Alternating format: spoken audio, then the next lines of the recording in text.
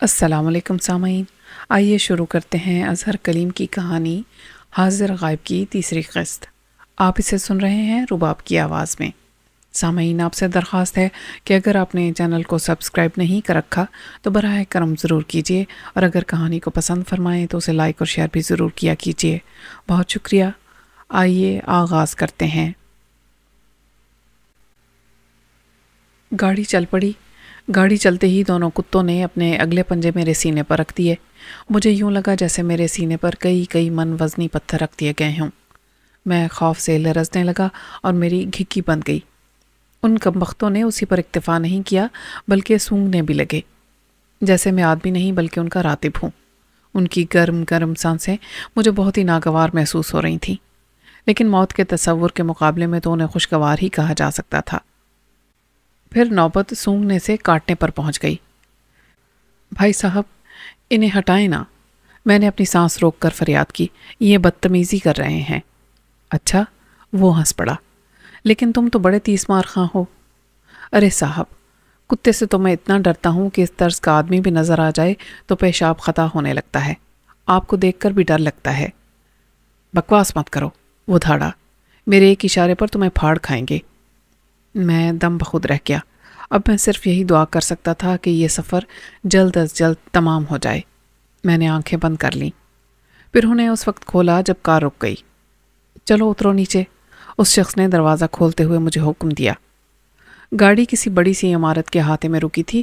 عمارت کا بیرونی گیٹ دوبارہ بند ہو گیا۔ گاڑی رکتے ہی کچھ اور لوگ نظر آئے جو خطرناک معلوم ہوتے تھے۔ میں اترا، پھر وہ کتے اترے اور احاطے میں دوڑیں لگانے لگے۔ میں اس شخص کے پیچھے چل دیا۔ آپ نے بیکار زحمت کی جناب، آپ کہاں تک میری مہمانداری فرمائیں گے؟ کھانے کے معاملے میں میرا ذوق آپ کے لیے پریشان کن ہوگا۔ بس خاموش رہو، اس نے مجھے ڈانٹ دیا۔ میں خاموشی سے اس کے پیچھے چلتا ہوا ایک آراستہ اور پیراستہ کمرے میں پہنچا۔ اس کمرے کا فرنیچر بے حد قیمتی تھا۔ کم از کم میں نے اتنا خوبصورت فرنیچر اپنی زندگی میں پہلے کبھی نہیں دیکھا تھا۔ بیٹھ جاؤ، اس نے صوفے کی طرف اشارہ کیا۔ میں تعمیل کے سوا کچھ کر بھی نہیں سکتا تھا۔ یہ صوفہ سیٹ تو بہت خوبصورت ہے جناب، میں نے صوفے کو ہاتھ سے دباتے ہوئے کہا۔ لاجواب فوم ہے، کہاں سے خریدا آپ نے؟ بکو مت، بالکل ڈفر معلوم ہوتے ہو، لیکن میں جانتا ہوں کہ در حقیقت ایسا نہیں ہے۔ آپ کا خیال درست ہے، میں بھلا ڈفر کیسے ہو سکتا ہوں؟ میں نے برا مانتے ہوئے کہا۔ دلدار خان سے تمہارا کیا تعلق ہے؟ بڑا پرانا تعلق ہے جناب، میں نے جلدی سے کہا۔ میں 3 مرتبہ نقل مکانی کر چکا ہوں۔ میرا ہر مکان اسی کے ذریعے بکا اور میں نے ہر مکان اسی کے ذریعے خریدا۔ ارے جناب، وہ تو فرشتہ ہے، فرشتہ۔ اب تک کمیشن کے سلسلے میں میرے ساتھ 300 روپے کی رعایت کر چکا ہے، جبکہ اس زمانے میں 3 روپے کی خاطر… کیا بکواس ہے؟ وہ اس بری طرح دھاڑا کہ میں ہل کر رہ گیا۔ یہ کس دلدار خان کی بات کر رہے ہو تم؟ اسٹیٹ ایجنٹ ہے جناب عالی، میں نے لرزتے ہوئے کہا۔ اس بار اس نے اپنا سر پیٹ لیا۔ یار تم کہیں کریک تو نہیں ہو؟ وہ روحاں ہو گیا۔ اس بار مجھ میں برا ماننے کی ہمت بھی نہیں تھی۔ میں تمہارے سرغنہ دلدار خان کی بات کر رہا ہوں، وہی جس کے اشارے پر تم نے میرے آدمی دلبر کو پھنسوایا ہے۔ تمہیں بتانا ہوگا کہ تمہارا دلدار خان سے کیا تعلق ہے۔ بخدا میں اسٹیٹ ایجنسی والے کے سوا کسی کو نہیں جانتا، میں نے جلدی کہنا شروع کیا۔ میں تو سیدھا سادہ آدمی ہوں۔ میں نے اپنے محلے کے لوگوں سے ایک جھوٹ بولا تھا جس کی سزا اب تک بھگت رہا ہوں۔ ارے جناب، مجھے کسی گروہ کے بارے میں کچھ معلوم نہیں۔ اس جاپانی نما شخص کی تو میرے دل میں بڑی قدر ہے۔ میں تو تھانے میں اسے دیکھتے ہی بے چین ہو گیا تھا، دل بھر آیا تھا میرا۔ وہ تو بہت شریف آدمی ہے۔ تم پھر ادھر ادھر کی ہانکنے لگے۔ وہ بھن آ گیا۔ تم یوں نہیں مانو گے، کچھ دن قید رہو گے تو خود بہت دماغ ٹھکانے آ جائے گا۔ مجھ پر رحم کریں جناب، ہونے والے بچوں کی قسم میں نے سچ بولا ہے۔ لیکن اس نے میری بات نہیں سنی اور اپنے آدمیوں کو پکارنے لگا۔ فوراً ہی 2 پستول بردار کمرے میں آ گئے۔ اسے سب سے اوپر والے کمرے میں لے جا کر بند کر دو، اس نے میری طرف اشارہ کر کے حکم دیا۔ چلو، انہوں نے ریوالور لہراتے ہوئے بیک وقت کہا۔ مجھے ان کے ساتھ جانا پڑا۔ میں سمجھ گیا تھا کہ میں نے ان کے کہنے پر عمل نہ کیا تو یقیناً میری مرمت ہوگی، اور اب میں مزید مرمت کے قابل نہیں رہا تھا۔ وہ مجھے اوپری منزل پر لے آئے۔ ہر ہر قدم پر میں آس لگاتا تھا کہ شاید غائب ہو جاؤں، لیکن دوا دغا دے گئی تھی۔ مجھے جس کمرے میں بند کیا گیا تھا اس میں صرف ایک ہی دروازہ تھا۔ روشن دان تھا تو صحیح، لیکن بہت بلندی پر تھا۔ اس میں سلاخیں بھی لگی ہوئی تھیں۔ کمرے میں کئی بلب روشن تھے، لیکن بیڈ کے سوا فرنیچر نام کی کوئی چیز وہاں موجود نہیں تھی۔ میری سمجھ میں نہیں آ رہا تھا کہ اس مصیبت سے کیسے پیچھا چھڑایا جائے۔ نہ جانے میں کن لوگوں کی قید میں آ پھنسا تھا، نہ جانے وہ دلدار خان کون تھا جسے میرا سرغنہ قرار دیا جا رہا تھا۔ مجھے تو یہ بھی معلوم نہیں تھا کہ وہ مجھ سے کس بات کا اعتراف کرانا چاہتے ہیں، ورنہ میں فوراً اعتراف کر لیتا۔ میں دیر تک ٹہلتا رہا، لیکن کوئی ترکیب نہ سوچی۔ اس کے برعکس میرے پاؤں میں اینٹھن شروع ہو گئی۔ میں تھک کر بیڈ پر لیٹ گیا اور اسی عالم میں مجھے نیند آ گئی۔ آنکھ کھلی تو رات ہو چکی تھی۔ وہ بدماش شاید مجھے بند کر کے بھول ہی گئے تھے۔ میں نے اٹھ کر دروازہ پیٹنا شروع کر دیا، لیکن کوئی رد عمل ظاہر نہیں ہوا۔ میرے ہاتھ دکھ گئے۔ میں بیڈ کی طرف پلٹ آیا۔ اسی لمحے مکان میں ہنگامہ برپا ہو گیا۔ ہنگامے کی ابتدا گولیاں چلنے سے ہوئی، پھر لوگوں کے شور مچانے کی آوازیں سنائی دینے لگیں۔ میری سمجھ میں کچھ نہیں آ رہا تھا۔ اچانک نیچے سے کسی نے چیخ کر کہا، دلدار خان نے حملہ کر دیا ہے۔ میں سن ہو کر رہ گیا۔ یہ تو میرے اس مفروضہ سرغنہ کا نام تھا۔ گویا وہ کوئی ایسا ہی جیدار بدماش تھا جو بھرے شہر میں کسی کے گھر پر دھاوا بول سکتا تھا۔ اچانک مجھے احساس ہوا کہ میرا سایہ ندارت ہے، یعنی میں غائب ہو چکا ہوں۔ مجھے پھر دوا پر غصہ آ گیا۔ شاید یہ طے ہو چکا تھا کہ دوا میری خواہش کے برعکس ہی اپنا اثر دکھایا کرے گی۔ پہلے قیدی کو باہر نکالو۔ مجھے اپنے اغوا کنندہ کی آواز سنائی دی۔ میں خوشی سے بے حال ہو گیا۔ مجھے آزادی ملنے والی تھی۔ میں دروازے سے ہٹ کر کھڑا ہو گیا۔ جیسے ہی دروازہ کھلا میں کسی جھونکے کی طرح باہر نکل گیا۔ مجھے نکالنے کے لیے وہی دونوں آئے تھے جو مجھے اس کمرے میں پہنچا کر گئے تھے۔ انہوں نے کمرہ خالی دیکھ کر شور مچا دیا۔ وہ بھاگ گیا، وہ بھاگ گیا۔ وہ چیختے ہوئے نیچے کی طرف بھاگ اٹھے۔ میں مسکراتا ہوا آگے بڑھ گیا۔ اب مجھے وہاں سے نکلنے سے کون روک سکتا تھا؟ میں تو انہیں ڈرا ڈرا کر بے حال کر دیتا۔ لیکن باہر آتے ہی مجھے بھونچکا رہ جانا پڑا۔ مکان چاروں طرف سے شعلوں میں گھرا ہوا تھا۔ پھر یہ پتہ چلا کہ اس مکان میں بہت سارے لوگ موجود ہیں۔ افراتفری کا عالم تھا۔ ہر شخص بوکھلاہٹ میں ادھر ادھر بھاگتا پھر رہا تھا۔ میں نیچے جانے والے زینوں کی طرف لپکا، لیکن وہ بھی آگ کی زد میں آ چکے تھے۔ راستہ بند تھا۔ میں چھت پر چڑھ گیا۔ وہاں بھی کوہرام مچا ہوا تھا۔ میں لوگوں کی نگاہوں سے تو اوجھل تھا، لیکن اس صورتحال میں اوجھل ہونا بے حد خطرناک تھا۔ آگ حاضر اور غائب میں تمیز نہیں کرتی۔ وہ سامنے آنے والی ہر چیز کو جلا کر راکھ کر دیتی ہے۔ چھت پر بہت سارے لوگ تھے۔ ان میں سے ہر ایک گلا پھاڑ پھاڑ کر چلا رہا تھا۔ مجھے اپنی جان کے لالے پڑے ہوئے تھے۔ میں بھی بے ساختہ چلانے لگا، لیکن کسے اتنا ہوش تھا کہ کسی واحد غائب کی سنتا یا محسوس کرتا؟ وہ سب اپنی اپنی جان بچانے کے چکر میں تھے، جس کا کوئی امکان دکھائی نہیں دیتا تھا۔ مکان تیزی سے بڑھتی ہوئی آگ میں پوری طرح گھر چکا تھا۔ اچانک فائر بریگیڈ کی گاڑیوں کے سائرن کی دل خوش کن آواز سنائی دی، لیکن افراتفری اور زیادہ ہو گئی۔ مجھے ایسا لگا جیسے میں اچانک ہی موت کے منہ سے نکل آیا ہوں۔ میں نے منڈیر سے جھانک کر دیکھا۔ پائپ کھولے جا رہے تھے۔ اس کے علاوہ نیچے ایک بڑا جال تان دیا گیا تھا۔ نیچے بھی خاصی بھیڑ تھی، لیکن اکثریت تماشائیوں کی تھی۔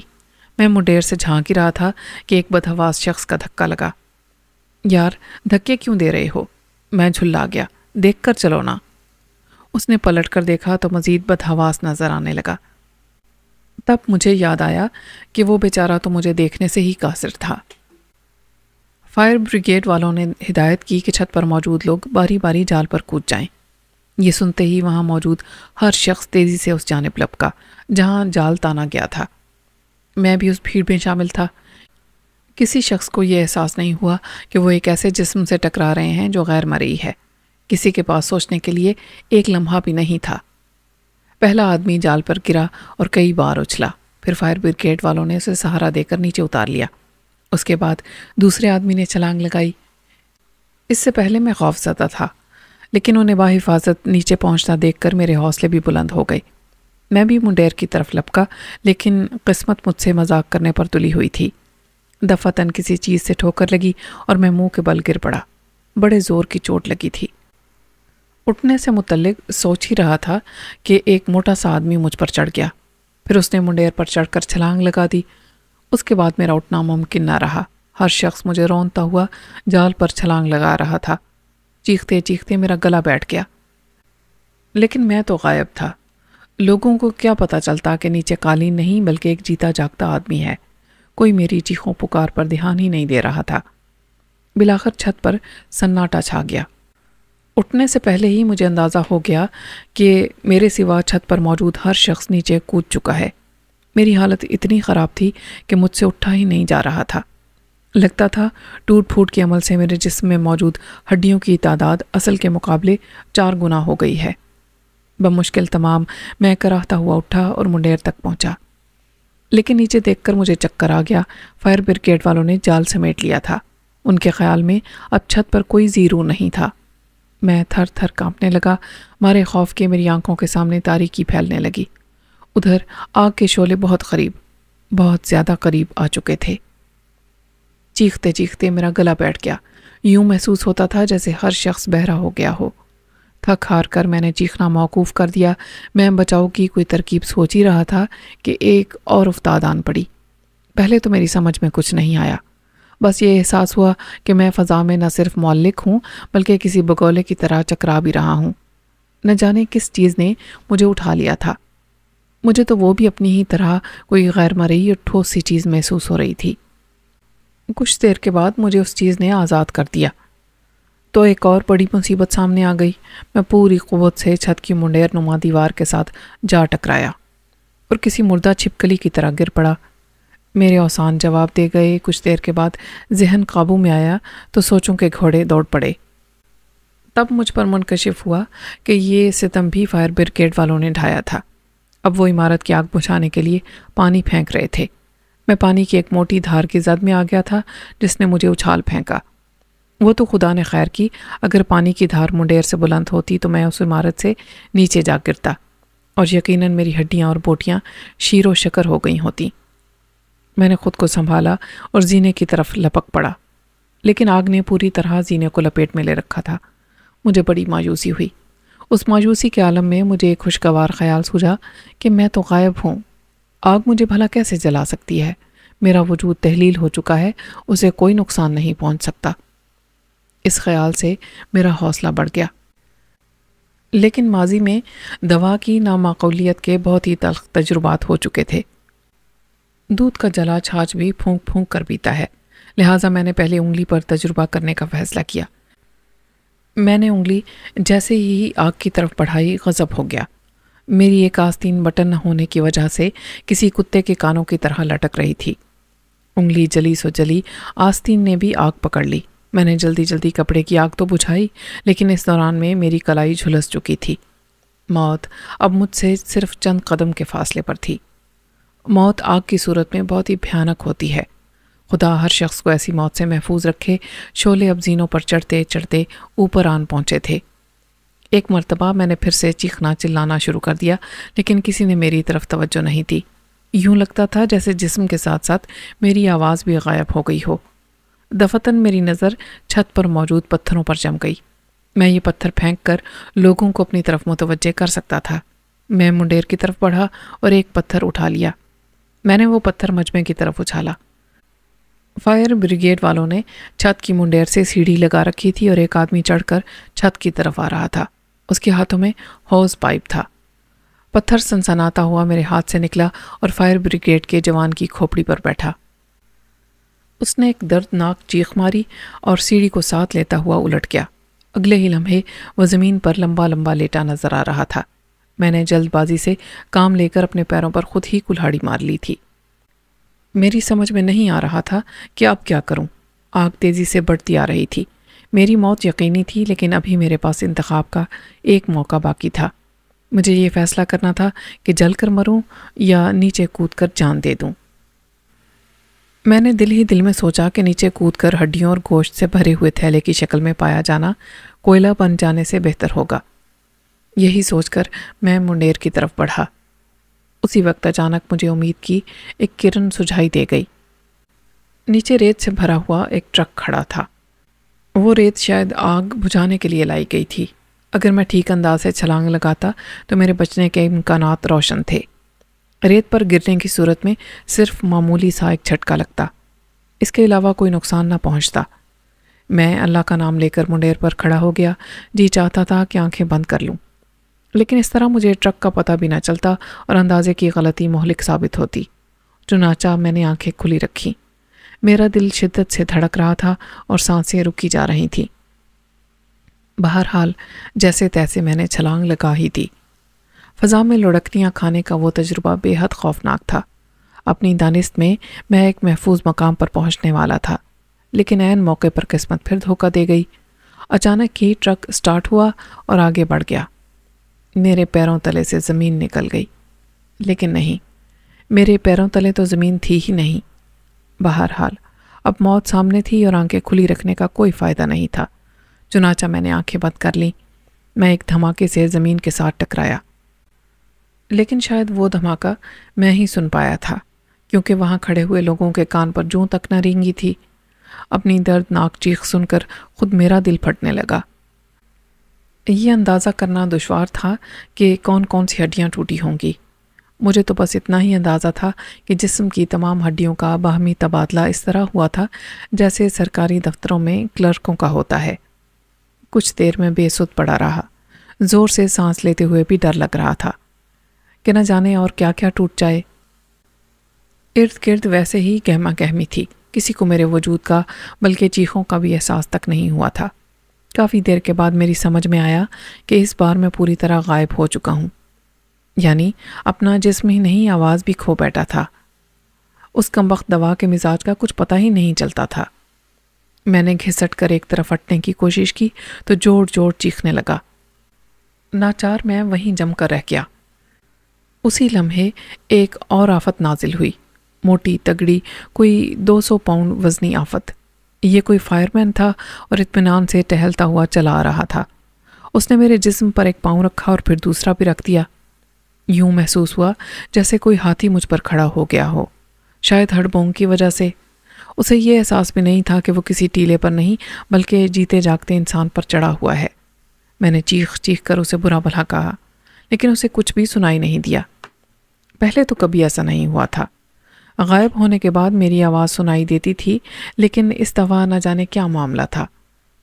میں خاموش ہو گیا اور کروٹ بدل کر اسے گرانے کی کوشش کی تو مجھ سے ہل بھی نہیں سکا۔ الٹا میری ہڈیاں اس کوشش کی وجہ سے کڑکڑا کر رہ گئیں۔ چند ہی لمحوں میں میری سانسیں رکنے لگیں اور آنکھوں کے سامنے اندھیرا چھا گیا۔ پھر خدا نے مجھ پر رحم کیا۔ فائر آفیسر نے اس جلاد فائر مین کو پکارا اور وہ اپنی توند گھماتا ہوا اس کی طرف چلا گیا۔ میری جان میں جان آئی۔ اب ضروری ہو گیا تھا کہ میں بیچ سڑک سے اپنے شکستہ وجود کو ہٹاؤں، ورنہ لوگ مجھے روند ڈالتے، بلکہ ممکن تھا کہ کوئی گاڑی مجھے کچل ہی دیتی۔ میں آہستہ آہستہ گھسٹنے لگا، ہر قدم پر میری چیخیں نکلتیں۔ اب میں اطمینان سے چیخ رہا تھا، کیونکہ مجھے معلوم تھا کہ میری چیخیں کسی کو بھی سنائی نہیں دیں گی۔ ارادہ تھا کہ میں فٹ پاتھ پر پہنچ کر لیٹ جاؤں گا۔ کچھ دیر کے بعد حالت بہتر ہو جائے گی تو جیسے تیسے اٹھ کر گھر چلا جاؤں گا۔ ستم ظریفی تو دیکھیے کہ اب میں ظاہر ہونے کی دعائیں مانگ رہا تھا، اسی میں میری نجات تھی۔ میں عجیب گورکھ دھندے میں پھنس گیا تھا۔ غائب ہونا چاہتا تو حاضر رہتا، حاضر ہونا چاہتا تو غائب ہو جاتا۔ ایسا لگتا تھا لفظ دوا میں مونس ہونے کی وجہ سے عورت پن بلکہ بیوی پن بہت شدید ہے، وہ ہمیشہ میری خواہش کے برعکس اثر دکھاتی ہے۔ فٹ پاتھ پر پہنچ کر میں نے دیوار سے ٹیک لگائی اور آنکھیں موند لیں۔ اس وقت میں انسان کی بجائے انسان کا ملبہ بن گیا تھا۔ ارد گرد لوگوں کا ہجوم تھا جو تماشا دیکھنے آئے ہوئے تھے۔ آگ اب آہستہ آہستہ بجھنے لگی تھی۔ میں نے ادھر ادھر دیکھا مگر مجھے اپنے اغوا کنندگان میں سے کوئی ایک بھی دکھائی نہ دیا۔ مجھے آنکھیں موندے کچھ ہی دیر ہوئی تھی کہ بہت قریب سے ایک عورت کی آواز سنائی دی، ہاں بیٹے، بس یہیں کر لو۔ میں نے بوکھلا کر آنکھیں کھول دیں۔ میرے چہرے کے عین اوپر ایک 4 سال کا نامعقول بچہ وہ کبھی حرکت کرنے کی تیاری کر رہا تھا جو صرف بیت الخلاء میں ہی مناسب معلوم ہوتی ہے۔ کم از کم میرا چہرہ اس عزت افزائی کا سزاوار ہرگز نہیں تھا۔ ابے کیا کرتا ہے؟ میں نے دھاڑ کر کہا۔ بچے پر کوئی اثر نہ ہوا، وہ اپنی تیاریوں میں لگا رہا۔ مجھے یاد آیا کہ میری تو آواز ہی غائب ہو چکی ہے۔ ادھر پانی بس سر سے گزرنے ہی والا تھا۔ میں نے ہڑبڑا کر کروٹ بدلی۔ میں چیخا، میری ہڈیاں چیخیں، لیکن خدا کا شکر ہے کہ میں بروقت آبشار کی پہنچ سے دور ہو گیا تھا۔ اچانک مجھے اپنا ہاتھ نظر آیا تو میں چونک پڑا۔ یہ اس بات کا ثبوت تھا کہ میں حاضر ہو گیا ہوں۔ کوئی اور وقت ہوتا تو شاید اس طرح میرے نمودار ہونے پر وہاں بھگدڑ مچ جاتی، لیکن وہاں پہلے سے ہی بہت ہڑبونگ مچی ہوئی تھی۔ میری طرف کسی نے توجہ نہیں دی، لیکن جیسے ہی میں نے کراہنا اور چیخنا شروع کیا، لوگ میری جانب متوجہ ہو گئے۔ ارے یہ بیچارہ تو زخمی معلوم ہوتا ہے، نامعقول بچے کی ماں نے تبصرہ کیا۔ بہت سے لوگ میرے قریب آ گئے، طرح طرح کے سوال کر رہے تھے۔ ان کا رویہ بہرحال ہمدردانہ تھا۔ خدا کے لیے مجھے میرے گھر پہنچا دیں، میں نے فریاد کی۔ آپ لوگوں کا احسان ہوگا۔ لوگوں کی ہمدردیاں میرے ساتھ تھیں۔ کسی نے ایک ٹیکسی روکی، پھر بہت سے لوگوں نے سہارا دے کر مجھے ٹیکسی میں بٹھا دیا۔ میں نے ٹیکسی والے کو اپنا اتا پتہ بتایا اور ٹیکسی چل پڑی۔ ٹیکسی والے نے بڑی مہربانی کی کہ مجھے میرے گھر کے دروازے پر اتارا، لیکن کرایہ وصول کرنے کے معاملے میں بڑا اصول پرست ثابت ہوا۔ اس نے ساری انسانی ہمدردی بالائے طاق رکھ دی۔ میں نے رحم کی اپیل کی تو وہ بولا، صاحب، گھوڑا گھاس سے دوستی نہیں کر سکتا۔ مجھے گھوڑے پر تو کوئی اعتراض نہیں تھا، لیکن میں جانتا تھا کہ گھاس کی ہڈیاں نہیں ہوتی، لیکن برا ماننے کا موقع نہیں تھا۔ میں نے جیب میں ہاتھ ڈالا۔ خدا کا شکر ہے کہ پیسے موجود تھے، ورنہ مجھے یقین تھا کہ ٹیکسی ڈرائیور میری کئی ہڈیاں لے کر ہی رخصت ہوتا۔ گھر آ کر میں نے اپنی ایک ایک ہڈی ٹٹولی اور عافیت کا جائزہ لیا۔ مجھے یہ جان کر خوشگوار حیرت ہوئی کہ میری ہڈیاں اور پسلیاں سب کے سب پوری تھیں، البتہ جسم کسی پھوڑے کی طرح دکھ رہا تھا۔ مجھے تو یہ کوئی معجزہ ہی معلوم ہوتا تھا کہ اتنی بلندی سے گرنے کے باوجود کوئی ہڈی نہیں ٹوٹی تھی۔ ممکن ہے غائب ہونے کی وجہ سے میرا وزن کم ہو جاتا ہو۔ بہرحال میں اسے ثابت کرنے کے لیے مزید تجربات نہیں کر سکتا تھا۔ یہ بھی اس دوا کا کمال تھا کہ وہ کچھ ثابت کرنے ہی نہیں دیتی تھی، اور میں جان لیوا تجربات کرنے والا سائنسدان نہیں تھا۔ میں نے نیم گرم پانی سے سارے جسم کی ٹکور کی اور بستر پر ڈھیر ہو گیا۔ اگلی صبح جسم کا درد بڑی حد تک کم ہو گیا تھا۔ مزید افاقہ ہوتے ہی میں پھر دوا سازی کی طرف متوجہ ہو گیا۔ یہ بات طے تھی کہ مجھے مکمل نسخہ نہیں مل سکے گا، جبکہ میں ہر حال میں اس کی خرابیاں دور کر دینا چاہتا تھا۔ میں چاہتا تھا کہ دوا کسی سچے عاشق کی طرح ثابت قدم اور مستقل مزاج ہو جائے۔ سارا دن دوا پر کام کرنے کے بعد شام تک میں اس کی طرف سے بڑی حد تک مطمئن ہو گیا۔ میرے خیال میں اس کی خرابیاں دور ہو چکی تھیں۔ اب مجھے ان لوگوں کو کھوج لگانا تھا جو مجھے اغوا کر کے لے گئے تھے۔ مجھے نہ صرف ان سے بدلہ لینا تھا، بلکہ ان کی اصلیت بھی معلوم کرنا تھی۔ میں نے فیصلہ کر لیا کہ اپنی تفتیش کا آغاز اس آتش زدہ کوٹھی سے کروں گا جہاں مجھے اغوا کر کے لے جایا گیا تھا۔ اگلی صبح میں نے دوا کی ایک خوراک استعمال کی۔ اس بار فوری رد عمل ہوا۔ یہ کافی حوصلہ افزا بات تھی۔ میں مطمئن انداز میں گھر سے نکل آیا۔ محلے میں بڑی رونق تھی، لیکن کوئی بھی میری طرف متوجہ نہیں تھا۔ میں مرکزی سڑک کی طرف چل دیا۔ اب مجھے کسی رکشہ یا ٹیکسی کا انتظار تھا۔ دیر تک میں رکشہ اور ٹیکسی والوں کا انتظار کرتا رہا، لیکن کسی نے بھی درخور اعتنا نہ جانا۔ اچانک مجھے خیال آیا کہ میں تو انہیں دکھائی ہی نہیں دے رہا ہوں۔ مجھے یہ یاد ہی نہیں رہا تھا کہ میں غائب ہوں۔ شاید دوا کبھی کبھی میری یادداشت کو بھی غائب کر دیتی ہوگی۔ اب مسئلہ یہ تھا کہ اتنی دور میں پیدل نہیں جا سکتا تھا۔ بس میں سفر کرنا خطرناک تھا اور رکشہ ٹیکسی مجھے اس صورت میں نہیں مل سکتی تھی۔ مجھے خود پر غصہ آنے لگا۔ ہونا تو یہ چاہیے تھا کہ میں دوا کو ساتھ لے کر گھر سے نکلتا اور اپنی منزل پر پہنچ کر اسے استعمال کرتا، لیکن اس صورت میں واپسی مسئلہ بن جاتی۔ بہرحال اب تو میں گھر سے نکل ہی آیا تھا، اس لیے فٹ پاتھ پر چلتا ہوا ایک چوراہے پر پہنچ گیا۔ اس وقت سرخ بتی کی وجہ سے ٹریفک رکا ہوا تھا۔ ایک خالی رکشہ دیکھا تو میں تیزی سے لپکا اور رکشہ میں بیٹھ گیا۔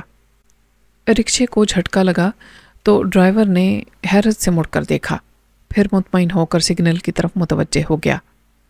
بتی سبز ہوئی تو رکشہ چل پڑا۔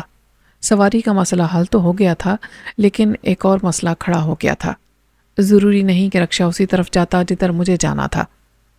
اب یہی ایک صورت تھی کہ میں سواریاں بدلتا رہوں۔ اس میں یقیناً دیر لگتی، لیکن کوئی اور حل بھی تو نہیں تھا۔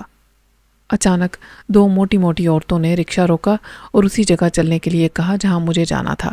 میں بہت خوش ہوا کہ قسمت میرا ساتھ دے رہی ہے۔ پہلی عورت رکشہ میں بیٹھنے کے لیے میری طرف کھسکی۔ اس کی دانست میں رکشہ خالی تھا۔ مجھ سے ٹکراتے ہی چیخ مار کر دوسری کی طرف لپکی۔ اس میں تو پہلے سے کوئی بیٹھا ہے، اس نے لرزتی ہوئی آواز میں کہا۔ رکشہ والا نے چونک کر اسے گھورا۔ خو مائی، تمہارا دماغ خراب ہے، وہ غرایا۔ دوسری عورت نے بھی اپنی ساتھی کو گھورا۔ واقعی کیا ہے تمہیں؟ رکشہ تو خالی ہے، تم خود بیٹھ کر دیکھ لو، پہلی عورت نے بھنا کر کہا۔ میں صورتحال سے بوکھلا کر رہ گیا۔ دوسری عورت رکشے میں بیٹھنے لگی تو میں دوسری طرف سے اتر گیا۔ ظاہر ہے دوسری عورت کو رکشہ خالی لگا۔ اس نے پہلی عورت کو برا بھلا کہتے ہوئے رکشے میں بیٹھنے کے لیے کہا۔ پہلی عورت کے بیٹھتے ہی رکشہ چل پڑا اور میں سڑک پر کھڑا ہاتھ ملتا رہ گیا۔ کچھ دیر کے بعد میں دوبارہ چوراہے کی طرف بڑھ گیا۔ اس دوران میں اس مسئلے کا حل بھی سوچنے کی کوشش کرتا رہا، لیکن میری سمجھ میں کچھ نہیں آ رہا تھا۔ چوراہے سے میں پھر ایک خالی رکشے میں بیٹھ گیا۔ اس بار میں نے یہ احتیاط کی کہ سیٹ پر بیٹھنے کے بجائے سیٹ کے اوپر بیٹھا تھا اور پاؤں رکشے کے پیچھے ٹکا لیے تھے۔ کافی دیر رکشہ یوں ہی چلتا رہا۔ پھر ایک سواری مل گئی۔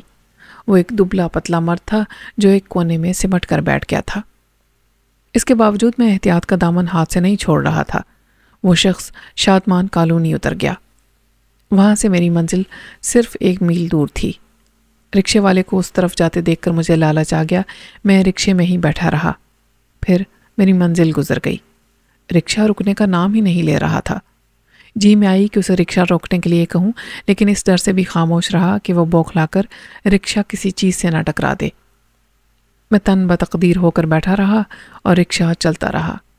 کافی آگے جا کر پھر ایک شخص نے اشارے سے رکشہ رکوایا تو مجھے اترنے کا موقع ملا، لیکن اس وقت تک میں اپنی منزل سے 2 میل آگے آ چکا تھا۔ دھوپ بہت تیز تھی اور مجھے 2 میل پیدل چلنا تھا۔ میں زیر لب نہ جانے کس کو برا بھلا کہتا ہوا پیدل چل پڑا۔ مطلوبہ عمارت تک پہنچتے پہنچتے میری حالت تباہ ہو گئی۔ میں پسینے سے شرابور تھا۔ عمارت کے سامنے ایک درخت تھا۔ میں کچھ آرام کرنے کے ارادے سے اس کے سائے میں کھڑا ہو گیا۔ وہیں کھڑے کھڑے میں نے عمارت کا جائزہ لیا۔ نچلی منزل آگ سے بری طرح متاثر ہوئی تھی، البتہ اوپری منزلیں قدرے بہتر حالت میں تھیں۔ عمارت پر ایسا سناٹا طاری تھا جیسے وہاں کسی ذی روح کا نام و نشان تک نہ ہو۔ کچھ دیر کے بعد میں بلا جھجک کوٹھی میں گھس گیا۔ مجھے یقین تھا کہ یہاں مجھے ان لوگوں کا کوئی نہ کوئی سراغ ضرور مل جائے گا۔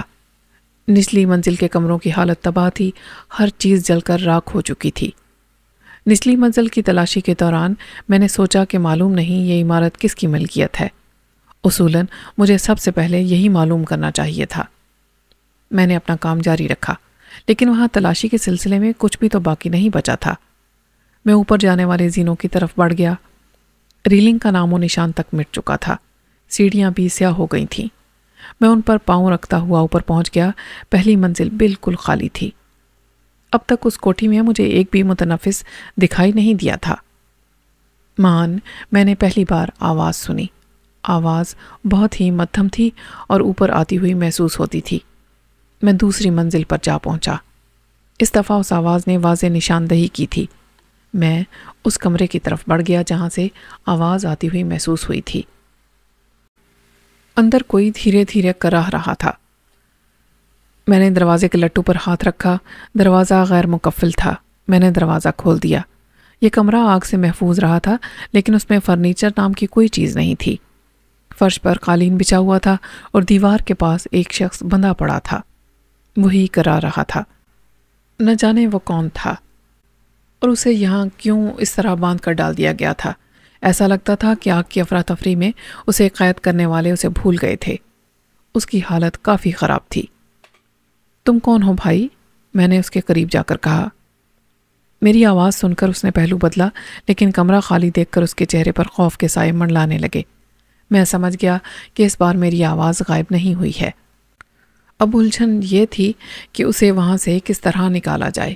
اگر میں بندشیں کھول کر اسے آزاد کرتا تو خود بخود رسیاں کھلنے کا منظر دیکھ کر اس کی حرکت قلب بند بھی ہو سکتی تھی۔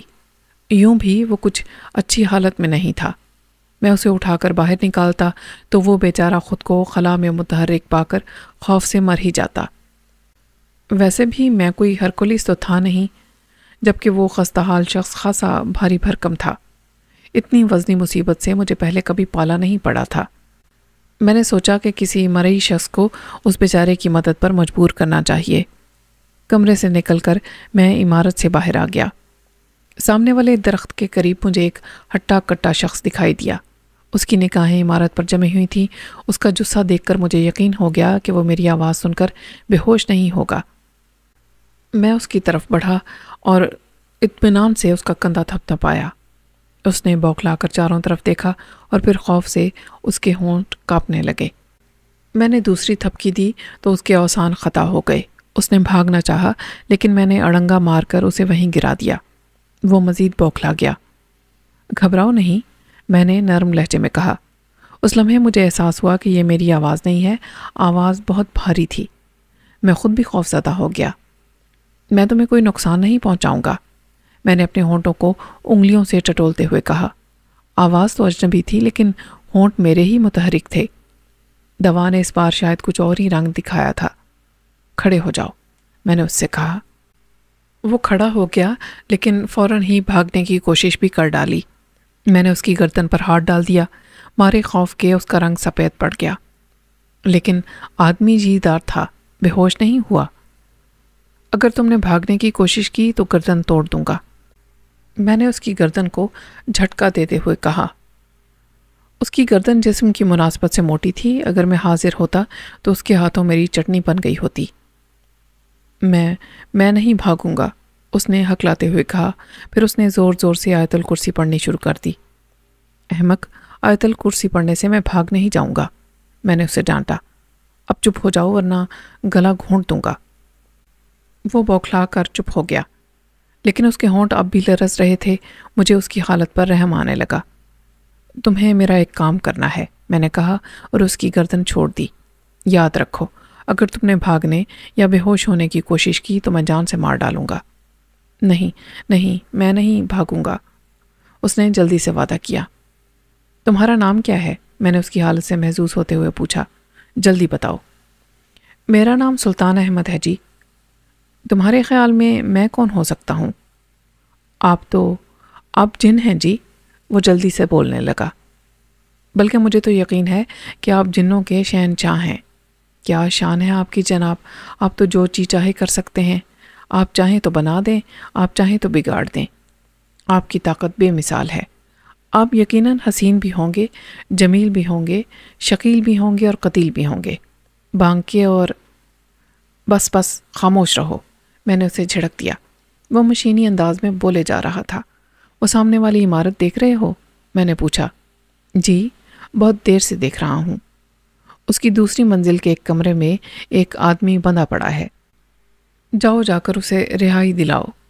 وہ حیران نظر آنے لگا اور اس کے منہ سے لا یعنی آوازیں نکلنے لگیں۔ اب کہ کیا کوئی منتر پڑھنے لگے ہو؟ میں نے اسے ڈانٹتے ہوئے پوچھا۔ نہیں جی، میں تو صرف حیران ہو رہا ہوں عالی جناب کی بصیرت پر۔ سبحان اللہ، کیا نظر پائی ہے۔ حیران ہونا چھوڑو اور میرے حکم کی تعمیل کرو، میں نے اسے دھکا دیتے ہوئے کہا۔ وہ کانپتا ہوا عمارت کی طرف بڑھ گیا۔ میں وہیں کھڑا رہا اور اس کی واپسی کا انتظار کرتا رہا۔ کچھ دیر کے بعد وہ واپس آیا تو کوٹھی والا قیدی اس کے ساتھ تھا۔ وہ بے حد کمزور معلوم ہو رہا تھا۔ اس نے اپنا سر سلطان نامی شخص کے شانے پر ٹکا رکھا تھا۔ سلطان کے چہرے پر بیک وقت حیرت اور خوشی کے تاثرات تھے۔ وہ قیدی کو لیے ہوئے اس درخت کے پاس آ گیا۔ جن صاحب، اس نے ادھر ادھر دیکھتے ہوئے پکارا۔ میں اسے لے آیا ہوں جی، اب میری بھی ایک التجا ہے۔ کیسی التجا؟ میں نے پوچھا۔ کیا کہنا چاہتے ہو؟ میں اسے یہاں بٹھا کر جا رہا ہوں، اس نے جواب دیا۔ بس ابھی واپس آؤں گا۔ اب مجھے آپ سے ڈر نہیں لگ رہا بلکہ عقیدت محسوس ہو رہی ہے۔ آپ جیسوں کی قربت تو مقدر والوں کو ملتی ہے۔ جن صاحب، آپ نے مجھ پر بہت بڑا احسان کیا ہے۔ میں کچھ کہنا چاہتا تھا لیکن وہ اس سے پہلے ہی بھاگ لیا۔ میں قیدی کی طرف متوجہ ہوا۔ اس کی حالت تباہ تھی، اس پر غشی طاری تھی۔ ایسا لگ رہا تھا کہ جیسے اس پر بہت زیادہ تشدد کیا گیا ہو۔ اس کے چہرے سے نقاہت ظاہر ہو رہی تھی۔ ابھی میں اس کا جائزہ لے ہی رہا تھا کہ سلطان واپس آ گیا۔ اس کی سانس پھولی ہوئی تھی۔ وہ بھاگتا ہوا گیا تھا اور بھاگتا ہوا ہی واپس آیا تھا۔ اس کے ایک ہاتھ میں مٹھائی کا ڈبہ تھا اور دوسرے میں اگربتی کا پیکٹ اور ماچس دبی ہوئی تھی۔ یہ تم کیا اٹھا لائے ہو؟ میں نے حیرت سے پوچھا۔ بس آپ کی فاتحہ کا بندوبست کرنے گیا تھا۔ کیوں؟ میں بھنا گیا۔ کیوں فاتحہ پڑھو گے؟ میری اماں بھی پیپل والے جن کی فاتحہ دلواتی تھیں۔ ان کا کہنا تھا کہ جب کوئی جن مہربان ہو جائے تو فوراً اس کے نام کی فاتحہ دلوا دینی چاہیے۔ ویسے عالی مرتبت آپ کا نام کیا ہے؟ تم تراقیل، میں نے بھنا کر کہا۔ ماشاء اللہ، کیا زبردست نام ہے۔ ایسے نام صرف شہنشاہوں کے ہی ہو سکتے ہیں۔ بکو مت، میں تمہیں یہ سب کچھ نہیں کرنے دوں گا، میں نے دھاڑ کر کہا۔ بس شاہ تم ترام نہیں نکلتا، اس نے بڑی بے بسی سے کہا۔ خیر جن بادشاہ، میرا دل نہ توڑو، یہ میرا فرض ہے، میں اسے ضرور پورا کروں گا۔ غصے کی شدت سے میری زبان بند ہو گئی۔ وہ نامعقول میری فاتحہ خوانی پر تلا ہوا تھا۔ مجھے اس کی یہ حرکت پسند نہیں آئی۔ کچھ دیر پہلے کتنا سہما ہوا تھا، اب بے تکلف ہوا جا رہا تھا۔ اتنی دیر میں اس نے اگربتیاں سلگا لی تھیں۔ مجھے بے ساختہ چھینک آ گئی۔ اگربتی سے الرجی ہے شاید آپ کو؟ وہ بے حد خلوص سے بولا۔ میں کہتا ہوں بند کرو یہ بکواس، میں نے دھاڑ کر کہا۔ وہ اطمینان سے فاتحہ خوانی میں مصروف ہو گیا۔ اس سے فارغ ہو کر اس نے خود ہی مٹھائی بھی کھانا شروع کر دی۔ آپ کو دینا تو بیکار ہوگا، وہ کھاتے ہوئے بولا۔ آپ مٹھائی کہاں کھائیں گے؟ اسے مٹھائی کھاتے دیکھ کر میرے منہ میں پانی بھر آیا۔ میں مٹھائی کھانے لگا تو اس کا ہاتھ رک گیا اور وہ حیرت سے ڈبے میں سے غائب ہوتی مٹھائی کی طرف دیکھنے لگا۔ ذرا سی دیر میں ساری مٹھائی صاف کر گیا۔ تو آپ بیت الخلاء بھی جاتے ہوں گے؟ اس کے لہجے میں بے چارگی تھی۔ ہاں، میں نے مٹھائی کھاتے ہوئے کہا، جاتا ہوں۔ پھر اچانک ہی مجھے اس کے سوال میں گستاخی کا احساس ہوا۔ کیا بکواس ہے، میں نے مٹھائی کھاتے ہوئے اسے ڈانٹا اور اس کے منہ پر ایک ہاتھ چڑھ دیا۔ جزاک اللہ، اس نے نہایت احترام سے کہا۔ اب تو میرا بیڑا ہی پار ہے۔ پھر وہ بڑی محبت سے قیدی کے پاس جا بیٹھا۔ ایسا لگتا تھا جیسے وہ اس کا گمشدہ بیٹا تھا جو اچانک ہی اسے مل گیا ہے۔ تم اسے آزاد کرا کے اتنے خوش کیوں ہو رہے ہو؟ میں نے پوچھا۔ کیا بتاؤں جن بادشاہ، اس نے بے حد مؤدب ہو کر کہا۔ آپ پر تو سب کچھ روشن ہے، کیا میں سورج کو چراغ دکھا سکتا ہوں؟ دکھا سکتے ہو، میں جو کہہ رہا ہوں دکھاؤ، ورنہ میں تمہارا چراغ گل کر دوں گا۔ جی، میں بہت دنوں سے اس کے پیچھے تھا۔ دراصل یہ اسمگلروں کے گروہ کا آدمی ہے۔ لیکن جی آپ کیا جانیں اسمگلر کیا چیز ہوتی ہے؟ آپ کو تو اسمگلنگ کی ضرورت ہی نہیں پڑتی ہوگی۔ پوری بات بتاؤ، میں جھلا گیا۔ بات یہ ہے جن بادشاہ کہ میں ایک پولیس افسر ہوں، اس نے کہا۔ یہ سامنے والی عمارت اسمگلروں کی ملکیت ہے۔ یہ آدمی کافی دنوں سے غائب تھا۔ ہمیں شبہ تھا کہ اسے اس عمارت میں قید کیا گیا ہے، لیکن ہمارے پاس کوئی ثبوت نہیں تھا۔ جن بادشاہ، آپ نے مجھے خرید لیا ہے۔ ہر جمعرات کو آپ کی فاتحہ دلوایا کروں گا۔ قوالی سے تو یقیناً دلچسپی ہوگی آپ کو۔ اچھا، بند کرو یہ بکواس اور میری بات سنو۔ تم اپنے کام سے فارغ ہو کر ابو العمران کے پاس جاؤ گے۔ یہ ابو العمران کون ہے جن بادشاہ؟ اس نے حیرت سے پوچھا۔ میں نے اسے اپنا پتہ بتاتے ہوئے کہا، اس آدمی کو اپنے ہاتھ میں رکھنا، اس کے کہے پر عمل کرنا۔ اگر مجھے خوش رکھنا ہے تو اس کی یہی ایک صورت ہے۔ آپ فکر نہ کریں جن بادشاہ، میں تو اس پر اپنی جان بھی نیچھاور کر دوں گا۔ کیسا گبرو ہوگا، وہ بھی آپ کا منظور نظر ہے۔ ارے وہ نہ جانے کیا کیا بکتا رہا، لیکن میں وہاں سے چل دیا تھا۔ ہنسی کے ساتھ ساتھ مجھے غصہ بھی آ رہا تھا۔ اچھا خاصا انسان تھا اور بیٹھے بیٹھے جن بن گیا تھا۔ مجھے معلوم نہیں تھا کہ یہ بات میرے حق میں اچھی ہے یا بری۔ واپسی میں اور بھی دشواری پیش آئی۔ میں کوئی خطرہ مول لینے کے موڈ میں نہیں تھا، لہٰذا واپسی میں پیدل ہی چلتا رہا۔ گھر پہنچا تو اس قدر تھک چکا تھا کہ جسم بے جان معلوم ہو رہا تھا۔ میں نے دوا کا توڑ استعمال کیا اور آپے میں آ گیا۔ رات کے کھانے کے لیے میں نے ہوٹل کا رخ کیا۔ عام طور پر میں گھر پر ہی کوئی نہ کوئی بندوبست کرتا ہوں، لیکن کبھی مصروفیت یا بوریت کی وجہ سے نہ پکاؤں تو ہوٹل کا رخ کرتا ہوں۔ ہوٹل کا مالک رحیم مجھے اچھی طرح پہچانتا ہے۔ کبھی کبھی میں اس کے خط بھی پڑھ دیتا ہوں۔ اس وجہ سے وہ میرا اور بھی احترام کرتا ہے۔ لیکن اس رات ہوٹل کے نوکروں بلکہ خود رحیم کا رویہ بدلا بدلا سا تھا۔ پہلے تو وہ مجھے دیکھ کر حیران ہوئے، پھر ان کے انداز سے برہمی جھلکنے لگی۔ محلے کے کچھ لوگ بھی وہاں بیٹھے چائے پی رہے تھے، ان کے تاثرات بھی خاصے عجیب تھے۔ میں نے جیسے ہی ہوٹل میں قدم رکھا، وہاں کی فضا کشیدہ ہو گئی، لوگوں کے درمیان سرگوشیاں ہونے لگیں، سب کی نظریں مجھ پر جمی ہوئی تھیں۔ میں اس لوگوں کے رویے کی وجہ سمجھنے سے قاصر تھا۔ بہرحال میں نے ان کی پرواہ کیے بغیر ایک کرسی گھسیٹ لی اور بیٹھ گیا، اور ٹیبل مین کو بلانے کے لیے میز کو گلاس سے بجانے لگا۔ ٹیبل مین نے میری طرف دیکھا تو برا سا منہ بنا کر دوسری میز کی طرف بڑھ گیا۔ یہ سب کچھ میرے لیے بے حد تشویشناک تھا۔ پھر لوگوں کے اس معاندانہ رویے کی کیا وجہ ہو سکتی تھی؟ میرا جی چاہا کہ ہوٹل پر لعنت بھیج کر اٹھ کر چلا جاؤں اور بیکری سے ڈبل روٹی اور مکھن لے کر کام چلا لوں، لیکن تجسس آڑے آ گیا۔ اچانک محلے کا ایک بدنام نوجوان فضلو، جو ایک لفنگا بھی تھا اور کوئی شریف آدمی اسے تعلق رکھنا پسند نہیں کرتا تھا، وہاں آ گیا۔ ہم دونوں بھی صرف صورت شناسا ہی تھے۔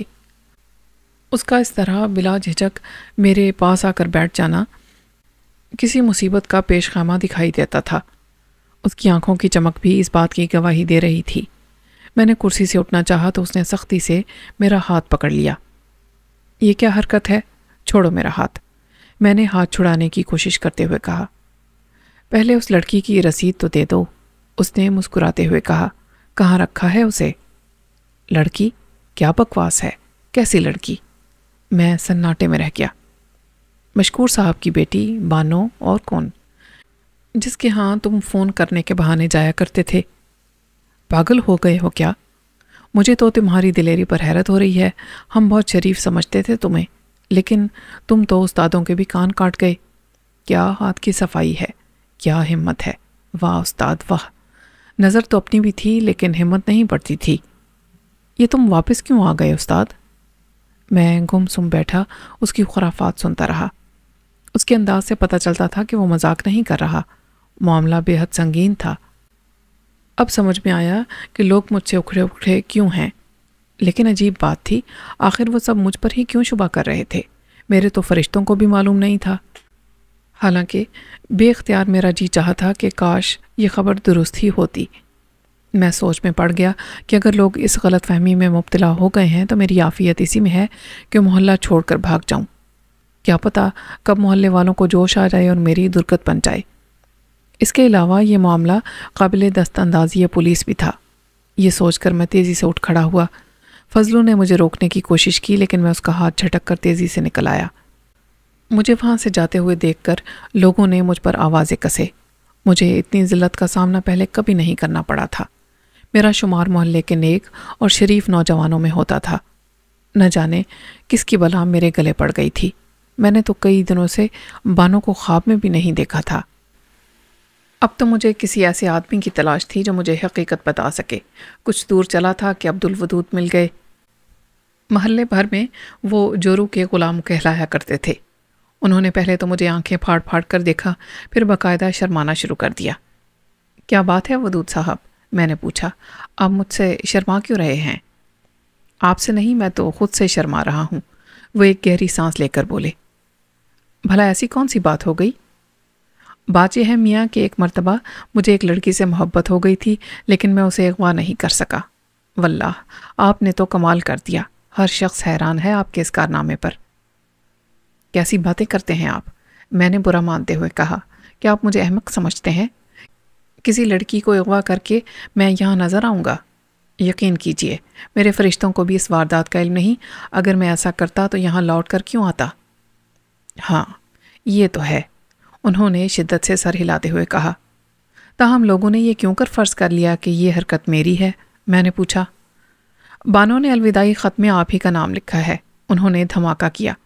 اس نے آپ کی محبت کا اعتراف کرتے ہوئے لکھا ہے کہ آپ فلم سٹار رنگیلے کے ہم شکل ہیں اور وہ آپ کو پسند کرتی ہے اور آپ کے ساتھ فرار ہو رہی ہے۔ میں فرط غضب سے گنگ ہو کر رہ گیا۔ اس بدبخت لڑکی نے مجھے تباہ کرنے میں کوئی کسر نہیں چھوڑی تھی۔ میں نے اپنے سر کے گھنے بالوں کو چھوتے ہوئے سوچا، میں نے اسے کس قدر چاہا تھا۔ شاید دنیا میں محبت کا صلہ یہی ملتا ہے۔ وہ واقعی رنگیلے کے کسی ہم شکل کے ساتھ بھاگی ہوگی، میں نے غصے سے لرزتے ہوئے کہا۔ بھلا بتائیے تو، کیا میری شکل رنگیلے سے ملتی ہے؟ ودود صاحب نے مجھے اس طرح دیکھا جیسے رنگیلے کو تصور میں بسا کر اس سے میرا موازنہ کر رہے ہوں، پھر بولے، بالوں کا فرق ہے، البتہ آپ نتنے پھڑکاتے ہوئے ایسے ہی لگتے ہیں۔ تب مجھے احساس ہوا کہ غصے میں میرے نتنے پھڑک رہے ہیں۔ میں نے غصے پر قابو پانے کی کوشش کرتے ہوئے کہا، اب دیکھیے۔ انہوں نے مجھے پھر سے گھورا، پھر بولے، میں کیا کہہ سکتا ہوں میاں، کاش میں بھی رنگیلا ہوتا، انہوں نے کہا اور تیزی سے آگے بڑھ گئے۔ پھر جمشید صاحب ملے، ان سے بھی کچھ اسی قسم کی گفتگو ہوئی۔ میں یہ بہتان برداشت نہیں کر سکتا، میں نے کہا، ابھی جا کر مشکور صاحب سے ملوں گا۔ ایسا غضب نہ کرنا، وہ جلدی سے بولے، وہ لوگ بہت غصے میں ہیں، نہ جانے کیا کر گزریں۔ پھر میں کیا کروں؟ خاموشی سے یہ بدنامی برداشت کر لوں؟ میری مانو تو کسی اور کو لے کر بھاگ جاؤ، مفت کی بدنامی سے کیا فائدہ؟ میں پاؤں پٹکتا ہوا گھر کی طرف چل دیا۔ مجھے اس مسئلے پر سنجیدگی سے غور کرنا تھا، لیکن میں بہت محتاط تھا۔ مجھے اس صورتحال کا احساس تھا محلے والے مجھ پر حملہ کر سکتے تھے، پولیس کی طرف سے بھی خطرہ تھا، ان لوگوں نے یقیناً رپورٹ درج کرا دی ہوگی۔ گھر کے قریب ہی مجھے وردی کی جھلک دکھائی دی، مجھے فوراً غائب کر دینے والی دوا کی ضرورت محسوس ہونے لگی۔ لیکن چہرہ دیکھ کر میری جان میں جان آئی، وہ سلطان احمد تھا، وہی پولیس افسر جس کی مدد سے میں نے آج ہی ایک قیدی شخص کو آتش زدہ کوٹھی سے نکلوایا تھا۔ وہ یقیناً شہنشاہ جنات دم تراقیل کی ہدایت کے مطابق مجھ سے ملنے آیا ہوگا۔ اسے پہچان کر میری پریشانی ختم ہو گئی۔ میں نے اطمینان سے اس کی طرف قدم بڑھائے۔ فرمائیے جناب، کس سے ملنا ہے؟ میں نے اس سے پوچھا۔ آپ ابوالبل عمران ہیں؟ اس نے پوچھا۔ مجھے غصہ تو بہت آیا، لیکن وہ ایک پولیس افسر تھا، دم تراقیل جن کا مرید صحیح، بہرحال اس کی اپنی بھی کوئی حیثیت تھی۔ میں نے گردن اکڑاتے ہوئے پورے اعتماد سے کہا، جی ہاں، میں ابوالعمران ہوں، فرمائیے کیا کام ہے؟ میں تمہیں گرفتار کرنے آیا ہوں، اس نے کہا۔ جی؟ میں سٹ پٹا کر رہ گیا، یہ بات خلاف توقع تھی۔ جی جناب، ویسے تو آپ میرے بزرگ، میرا مطلب ہے جن بادشاہ کی وجہ سے لائق صد احترام ہیں، اس نے بڑے انکسار سے کہا، پھر اچانک ہی اس کے تیور بدل گئے۔ لیکن آپ نے ایک لڑکی کو اغوا کیا ہے، میں تمہارا دماغ درست کر دوں گا، چلو میرے ساتھ۔ وہ غرایا۔ میں نے کسی لڑکی کو اغوا نہیں کیا، یہ سراسر جھوٹ ہے، چاہیں تو آپ دم تراقیل سے پوچھ لیں۔ ہیں؟ تم جن بادشاہ کا نام لیتے ہو؟ وہ دہل گیا۔ میری ان سے بے تکلفی ہے، میں نے اکڑ کر کہا۔ اچھا، بکواس مت کرو، اس نے مجھے ڈپٹ دیا، ابھی تانے چل کر پھینٹی لگاؤں گا تو عشق کا بخار اتر جائے گا۔ کیسا عشق، کیسا بخار؟ میں نے فریاد کی۔ میں جن بادشاہ… کیا بات ہے جن بادشاہ کی، اس نے لہک کر کہا۔ میں جانتا ہوں تم ان کے چہیتے ہو، لیکن تمہاری ایسی کی تیسی، تم نے میرے علاقے میں یہ جرت کیسے کی؟ وہ عجیب آدمی تھا، اس کا مزاج سمجھ میں ہی نہیں آتا تھا۔ جن بادشاہ کے حوالے سے آپ جناب سے مخاطب کرتا اور فوراً ہی اغوا کے حوالے سے تو تڑاخ کرنے لگتا۔ دھمکیاں اس کے علاوہ تھیں۔ ٹھیک ہے صاحب، جو آپ کی مرضی، میں نے بھنا کر کہا، میں ذرا باتھ روم ہو آؤں۔ جاؤ، اس نے بڑے شاہانہ انداز میں کہا، لیکن یاد رکھنا میں ملزموں کو پاتال میں بھی نہیں چھوڑتا۔ یہ اجازت میرے لیے کافی تھی، اب اس کے فرشتے بھی مجھے نہیں پکڑ سکتے تھے۔ میں غائب ہو کر کسی اور شہر کا رخ کرنے کا ارادہ رکھتا تھا، یہاں تو مصیبتیں گلے پڑنے لگی تھیں۔ اس سے اجازت لے کر میں گھر میں داخل ہوا اور دوا کی ایک خوراک لے لی، پھر اطمینان سے باہر نکل آیا۔ میرا ارادہ تھا کہ اب جن بادشاہ کے انداز میں مخاطب کروں گا اور ابوالعمران کی بے گناہی ثابت کروں گا۔ کیا بات ہے، کیوں آئے ہو یہاں؟ میں نے آواز کو باروب بنانے کی کوشش کرتے ہوئے کہا۔ اس نے اچھل کر میری گردن پکڑ لی اور دھاڑا، میں فرض کی راہ میں کوئی رکاوٹ برداشت نہیں کرتا، چلو چلو میرے ساتھ۔ کیا تم سمجھتے ہو کہ اس ڈرامائی انداز سے متاثر ہو کر میں تمہیں بخش دوں گا؟ میں نے سر پیٹنے کا ارادہ کیا، لیکن فوراً ہی ملتوی کر دیا۔ اب حیران بھی نہیں ہوا جاتا تھا، کیونکہ وہ دوا شروع سے ہی ایسے دھوکے دیتے آئی تھی۔ ٹھیک ہے صاحب، لے چلیے، میں نے ایک ٹھنڈی سانس لے کر کہا۔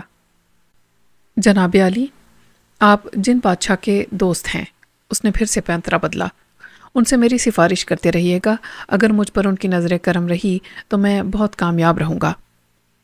میں تو انہیں پوری تفصیل بتاؤں گا، میں نے خفا ہو کر کہا۔ آپ مجھے جھوٹے الزام میں گرفتار کر رہے ہیں۔ ابے سیدھی طرح چلتا ہے کہ نہیں؟ اس نے مجھے جھڑک دیا۔ محلے کے بہت سے لوگ جمع ہو گئے۔ میری اس قدر توہین پہلے کبھی نہیں ہوئی تھی۔ محلے والوں کی طنزیہ نگاہیں میرا سینہ چھلی کر رہی تھیں۔ وہ سب کے سب میرے خلاف بری طرح بھڑکے ہوئے تھے۔ اس نامعلوم لڑکی نے میری ساری ساکھ ذرا سی دیر میں تباہ کر کے رکھ دی تھی۔ میں یہ سمجھنے سے قاصر تھا کہ اس نے مجھ سے دشمنی کیوں کی تھی۔ سلطان احمد نے ٹیکسی روکی اور مجھے اس میں بیٹھنے کا اشارہ کیا۔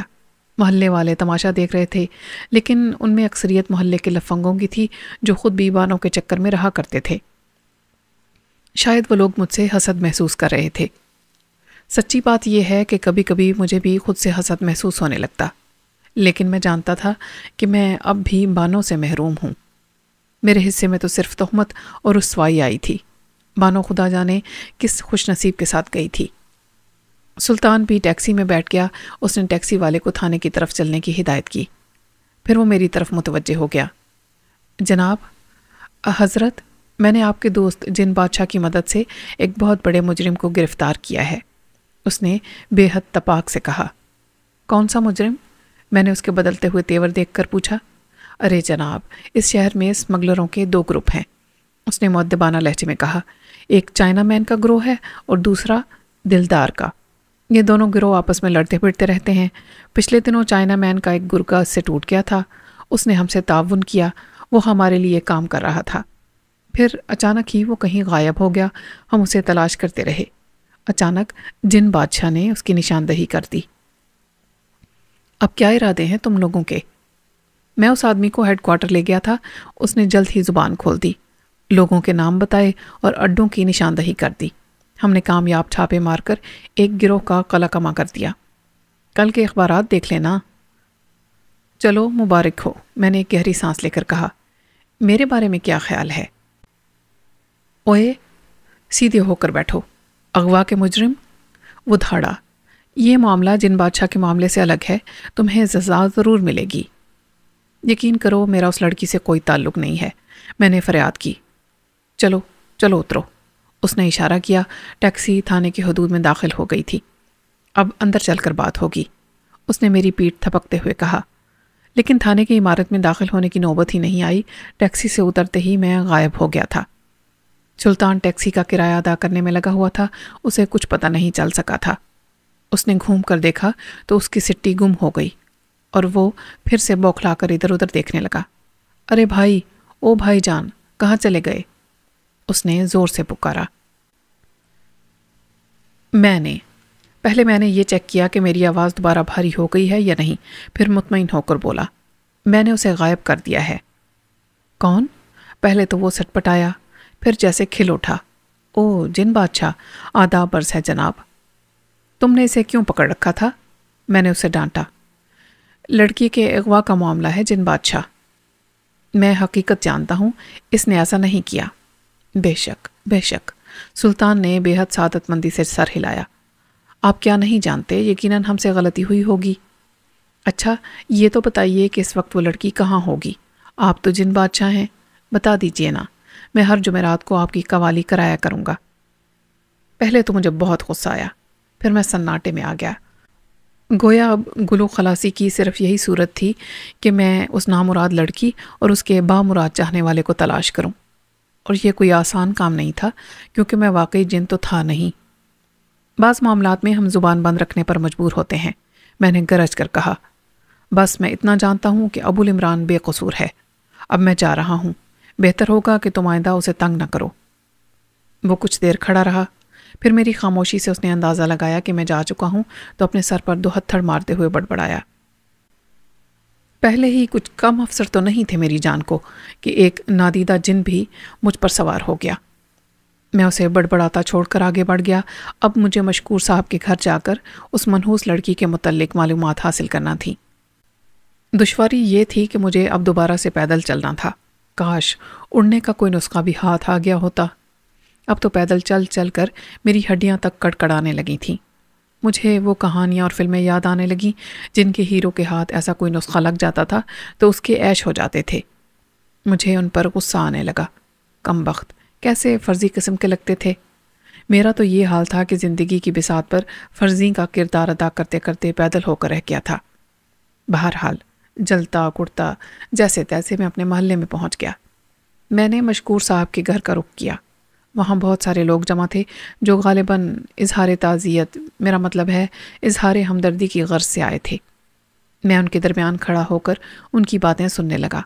वो सब अपने अपने तौर पर यह अंदाज़ा लगाने की कोशिश कर रहे थे कि बानो इस वक्त कहाँ हो सकती है। उन्हें हैरत भी थी कि मैं इतनी बड़ी वारदात के बाद इस कदर दिलेरी से वापस कैसे चला आया था। अरे साहब, मुझे तो बहुत ही ढीठ आदमी मालूम होता है, बर्दा फरोश है शायद, एक ने कहा। कहाँ की हाँक रहे हैं जनाब, मशकूर साहब ने एहतजाज किया। अब तो वो गालिबन यही एक अच्छी उम्मीद कर सकते थे कि मैंने उनकी दुख्तर बदअख्तर से निकाह करके जहन्नुम में अपनी नशिस्त महफूज करा ली होगी। बर्दा फरोश के हाथ चढ़ने का तस्वुर ही उनके लिए जानलेवा था। जी तो चाहा कि तबसरा करने वाले की मुरम्मत शुरू कर दूं। उस शख्स को तो मेरा एहतराम करना चाहिए था। कुछ अर्सा पहले उसने मुझसे 50 रुपये लिए और आज तक वापस नहीं किए थे। हमेशा मुझे देखकर फर्शी बल्कि पाताली सलाम करता, लेकिन इस वक्त खैर, मैं खून के कई घूंट पी कर रह गया। मैं बानो के कमरे की तरफ बढ़ गया। मैं जब कभी यहाँ फ़ोन करने के लिए आया करता था तो वो अमूमन इसी कमरे से नमूदार होती थी। मेरा अंदाज़ा दुरुस्त साबित हुआ। इसकी तायीद उन मुतद्दिद तस्वीरों ने की जो दीवारों पर आवेज़ा थी। हर तस्वीर में उसका अंदाज़ मुख्तलिफ था। ऐसा लगता था जैसे वो फिल्मों में काम करने की शौकीन रही हो। लेकिन उस मनहूस लड़की ने ख़त के ज़रिए मुझे मुसीबत में फंसा दिया था। इससे तो बेहतर था कि वो ख़त के मुताबिक अमल कर लेती। मैंने सोचा कि पहले वो ख़त तलाश करके पढ़ूं, कुछ तो पता चले कि आखिर चक्कर क्या है। वो ख़त किसके पास हो सकता है, मशकूर साहब के पास या पुलिस वालों के पास। मैं गौर करने लगा कि मशकूर साहब ने उसे कहाँ रखा होगा। ऐसी चीज़ें जेब में ही रखी जाती हैं। चुनाचा मैंने जेब टटोलने का फ़ैसला कर लिया। मशकूर साहब ड्राइंग रूम में सोगवार बैठे थे। उनका छोटा बच्चा उनके बराबर ही बैठा था। मैं दबे पाँव सोफ़े के पीछे पहुंचा। फिर मैंने मशकूर साहब की ऊपर वाली जेब में झांका। उसमें कुछ कागजात और करेंसी नोट रखे नज़र आ रहे थे। मैंने धीरे धीरे 2 उंगलियां कैंची के अंदाज में उनकी जेब में डालने की कोशिश की, लेकिन अनाड़ीपन के बायस मेरा हाथ उनके सीने से टकरा गया। वो पूरी तरह उछल पड़े। शायद उन्हें गुदगुदी का एहसास हुआ था। फिर मैंने दूसरी कोशिश की और उसमें कामयाब भी हो गया। कागज़ का वो टुकड़ा मैंने उनकी जेब से निकाल तो लिया, लेकिन उंगलियां जेब से बाहर आते हुए फिर से उनके सीने से टकरा गईं। उन्होंने अपने बच्चे के एक छां पर रसीद किया। बच्चा रोता हुआ दूसरे कमरे में चला गया। मैं एक तरफ हट गया ताकि सुकून से वो मनहूस तहरीर पढ़ सकूं। मैंने कागज़ की तहें खोली तो मेरी मांझें खिल गईं। वाकई वो बानो का ख़त था। मैंने बेताबी से ख़त पढ़ना शुरू कर दिया। लिखा था, प्यारी अम्मी, मैं इस घर और इस घुटन से तंग आ गई हूँ। यहाँ मुझे अपना मुस्तकबिल तारीक नज़र आता है, इसीलिए मैं अबुल इमरान के साथ जा रही हूँ। मुझे तलाश करने की कोशिश न की जाए। आपकी बानो। मैं फिर उलझ कर रह गया। ख़त में साफ साफ मेरा ही नाम लिखा था। मैंने ख़त जेब में ठूंस लिया और कुछ सोचकर बानो के कमरे की तरफ बढ़ गया। इस किस्म की लड़कियां अमूमन डायरी भी लिखा करती हैं। अब वो डायरी ही मेरी आखिरी उम्मीद थी। ऐसी डायरियों में अमूमन अशार भी होते हैं, कहीं कहीं आंखें और होंठ भी नक्श होते हैं। इसके अलावा हर तरह की सहेलियों के पते और फ़ोन नंबर भी दर्ज होते हैं। मुझे ऐसी ही किसी डायरी की तलाश थी। कुछ देर तलाश करने के बाद आखिर मुझे एक डायरी मिल गई। मैंने बिस्तर पर नीम दराज होकर डायरी के मुंदरजात का जायज़ा लेना शुरू किया। शुरू के कई सफ़ात तो अहमकाना अशार से भरे हुए थे। फिर मुझे एक सफ़े पर अपने मतलब की तहरीर नज़र आई। उसने जमील नामी एक शख्स के बारे में लिखा था जो उसका ट्यूटर था। मैं सफ़े पर सफ़ा पलटता गया और हर सफ़े पर जमील की तारीफ़ों में इजाफा होता रहा। हाय अल्लाह, वो कितने हैंडसम हैं। उनसे तो फ़िज़िक्स की बजाय बायोलॉजी पढ़ने को जी चाहता है। मज़ीद आगे के सफ़ात गवाही दे रहे थे कि उनके रवाबित संगीन होते चले गए थे। और भी बहुत कुछ लिखा था, लेकिन जो कुछ मैं पढ़ चुका था वही काफ़ी था। मुझे पता चल गया था कि बानो किसके साथ फ़रार हुई है। अब मुझे जमील का पता चलाना था, लेकिन दुश्वारी ये थी कि मैं उसके बारे में कुछ भी नहीं जानता था। मैंने डायरी दोबारा बिस्तर के नीचे रख दी और वहाँ से निकलकर ड्राइंग रूम में चला आया। इस बार वहाँ मकामी थाने का ASI भी मौजूद था जो मशकूर साहब से पूछगछ कर रहा था। اس کا انداز تفتیش کچھ ایسا تھا جیسے مشکور صاحب نے خود ہی اپنی بیٹی کو اغوا کر لیا ہو۔ مشکور صاحب بہت جذبز دکھائی دے رہے تھے۔ میرا خیال ہے آج کل لڑکیوں کا بھاگ جانا ان کے والدین کے حق میں بہتر ہی ہوتا ہے، ASI کہہ رہا تھا۔ کیا کہہ رہے ہیں جناب؟ مشکور صاحب نے چونکتے ہوئے کہا۔ میری تو ناک ہی کٹ گئی۔ ان کے ساتھ بیٹھا ہوا بچہ چونک پڑا۔ نہیں ابا، وہ مشکور صاحب کی ناک کو چھوتے ہوئے بولا، یہ رہی آپ کی ناک۔ مشکور صاحب نے ASI کا غصہ بھی بچے پر اتار دیا، پھر وہ ASI کی طرف متوجہ ہو گئے۔ آپ اس کیا نام ہے اس کا، اس خبیث کو کیوں نہیں پکڑتے؟ ہم نے تحقیق کر لی ہے، اس کے ہاتھ صاف ہیں۔ یہ کیسے ہو سکتا ہے؟ بانو نے اپنے خط میں اسی کا تذکرہ کیا ہے۔ اس کے لکھنے سے کیا ہوتا ہے؟ اگر وہ لکھ دیتی کہ وہ اینتھنی کوئن کے ساتھ فرار ہو رہی ہے تو کیا میں امریکہ جا کر اینتھنی کوئن کو پکڑ لیتا؟ ASI نے بھنا کر کہا۔ اس کے استدلال نے میرا دل خوش کر دیا۔ مجھے یہ اطمینان بھی ہو گیا کہ سلطان نے یقیناً میری پوزیشن صاف کر دی ہے، آخر میں جن بادشاہ کا چہیتا بھی تو تھا۔ لیکن اسے جھوٹ لکھنے کی کیا ضرورت تھی؟ مشکور صاحب نے اصرار کیا۔ یہ تو وہی بتائے گی۔ میں بے خیالی میں بآواز بلند بول پڑا۔ سب ہڑبڑا کر ادھر ادھر دیکھنے لگے۔ کمرے پر سناٹا طاری تھا۔ ہر شخص خوفزدہ دکھائی دینے لگا۔ یہ کون بولا تھا مشکور صاحب؟ پولیس والے نے بوکھلا کر پوچھا۔ جی میں تو خود حیران ہوں، مشکور صاحب خوفزدہ لہجے میں بولے۔ آپ پولیس والے ہیں، آپ ہی پتہ چلائیں۔ اس وقت تو میں جا رہا ہوں۔ پولیس والا اٹھ کھڑا ہوا۔ پھر آؤں گا۔ مجھے اپنی حماقت پر غصہ آنے لگا۔ میں نے ان کا سلسلہ کلام قطع کر کے خود کو بہت ساری معلومات سے محروم کر لیا تھا۔ پولیس افسر چلا گیا تو دوسرے لوگ بھی رخصت ہو گئے۔ مشکور صاحب بھی اندر چلے گئے۔ میں وہاں اکیلا رہ گیا۔ امید افزا بات یہ تھی کہ پولیس افسر میری پوزیشن صاف کر گیا تھا۔ اب میں مشکور صاحب سے مل سکتا تھا۔ اب ان کے بھڑکنے کا اندیشہ نہیں تھا۔ ظاہر ہے جمیل کا پتہ میں انہی سے معلوم کر سکتا تھا۔ میں وہاں سے اپنے گھر آ گیا۔ دوائے غیاب کا توڑ استعمال کر کے میں گھر سے نکلا اور واپس مشکور صاحب کے گھر کی طرف چل دیا۔ اب مجھے محلے والوں کی کوئی پرواہ نہیں تھی۔ پولیس نے مجھے بے گناہ ثابت کر دیا تھا۔ محلے کے لوگوں نے مجھے گھور کر دیکھا، لیکن میں نے ان کی طرف کوئی توجہ نہیں دی۔ میں آگے بڑھ رہا تھا کہ اچانک ایک مکان کے دروازے سے پھینکا گیا پتھر میرے قدموں میں آ کر گرا۔ میں نے بوکھلا کر ادھر ادھر دیکھا۔ گلی میں کوئی بھی نہیں تھا، لیکن دروازے کا پردہ ہل رہا تھا۔ میں جانتا تھا کہ اس گھر میں ایک تیغ آبنوس نما لڑکی زیتون رہتی تھی۔ میں نے پتھر دیکھا تو اس پر ایک کاغذ لپٹا ہوا تھا۔ شاید وہ میرے لیے کوئی پیغام تھا۔ میں نے یہاں وہاں دیکھ کر وہ پتھر اٹھا لیا اور پرچہ کھول کر پڑھنے لگا۔ پرچہ پڑھ کر میرا خون کھول اٹھا۔ سب سے زیادہ غصہ مجھے اس کے انداز تخاطب پر آیا تھا۔ لکھا تھا، ابو جان، اگر آپ مجھے بھی ساتھ لے چلیں تو آپ کا احسان ہوگا۔ میں بانوں سے ہرگز حسد نہیں کروں گی۔ آپ کی زیتون۔ یہ بے تکا خط پڑھ کر میں نے ہلتے ہوئے پردے کی طرف دیکھا، پھر دل ہی دل میں خود پر لعنت بھیجتا ہوا آگے بڑھ گیا۔ بانوں نے میرا کباڑا ہی تو کر دیا تھا۔ مشکور صاحب کے گھر پر پھر سے مجمع لگا ہوا تھا۔ میں وہاں پہنچا تو حاضرین پھٹی پھٹی نگاہوں سے مجھے دیکھنے لگے۔ میری آمد ان کے لیے غیر متوقع تھی۔ پھر ایسا لگا کہ وہ سب کے سب مجھ پر ٹوٹ پڑیں گے۔ میں نے مشکور صاحب کو ایک زوردار سلام سے نوازا تو وہ میرے سلام کو نظر انداز کرتے ہوئے دھاڑے۔ تمہاری یہ ہمت! کہاں ہے میری نور نظر؟ آپ لوگوں کو غلط فہمی ہوئی ہے۔ پولیس مجھے بے گناہ قرار دے چکی ہے۔ میرے خلاف سازش ہوئی ہے۔ مشکور صاحب، ورنہ آپ کی نور نظر میری بھی منظور نظر، میرا مطلب ہے میری بھی نور نظر ہے۔ پھر اس نے خط میں تمہارا نام کیوں لکھا؟ مجھے دکھائیے وہ خط۔ میں نے بھی سخت لہجہ اختیار کر لیا۔ وہ خط میری جیب سے غائب ہو گیا ہے، مشکور صاحب بے بسی سے بولے۔ خط کے ساتھ 100 روپے کا ایک نوٹ بھی میری جیب سے غائب ہے۔ مجھے بڑی شدت سے غصہ آ گیا۔ کیا زمانہ ہے، لوگ منہ پر بہتان گھڑ لیتے ہیں۔ مشکور صاحب، میں نے سرد لہجے میں کہا، جھوٹ گھڑنے میں بیٹی بھی شاید آپ پر ہی گئی ہے۔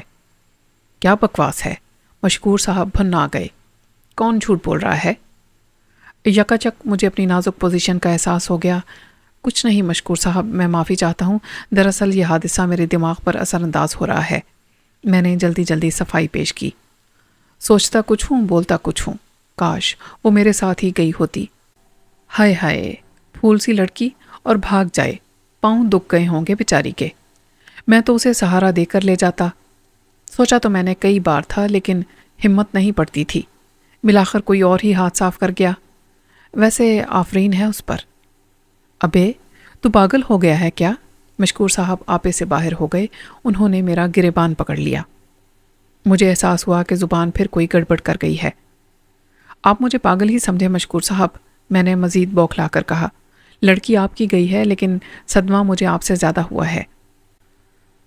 अच्छा, अब दफ़ा हो जाओ यहाँ से, उन्होंने मेरा गिरेबान छोड़ते हुए कहा। तुम आए क्यों हो यहाँ? मैं तो सूरत हाल जानने आया था, क्योंकि मैं भी इस मामले में मुलव्विस हूँ, लिहाजा इसकी तहकीक मुझ पर फ़र्ज़ है। तुम तहकीक करोगे? मशकूर साहब ने हकारत से कहा। मैंने जासूसी नावल बहुत पढ़ रखे हैं मशकूर साहब, मैंने अकड़ कर कहा। बस आप मुझे जबील साहब का पता बता दें। वो क्यों? मशकूर साहब ने चौंक कर कहा। मैं वहीं से तहकीकात का आगाज़ करूँगा। वो नीले मैदान के पास यूटिलिटी स्टोर के बराबर में रहते हैं। मैं फ़ौरन ही चल दिया, क्योंकि मुझे जमील की तलाश थी। नीले मैदान पहुंचकर मैंने एक साहब से जमील का पता दरियाफ्त किया। उसने यूटिलिटी स्टोर के बराबर वाले मकान की तरफ इशारा कर दिया। दरवाज़ा एक बारिश साहब ने खोला। उनकी उम्र कुछ 70 के लगभग होगी। मुझे जमील साहब से मिलना है, मैंने पूछा। तशरीफ़ रखते हैं? जी फरमाइए, मैंने आपको पहचाना नहीं। तो क्या आप ही जमील साहब हैं? मैं अपनी हैरत न छुपा सका। आप ही ट्यूशन पढ़ाते हैं? जी हाँ।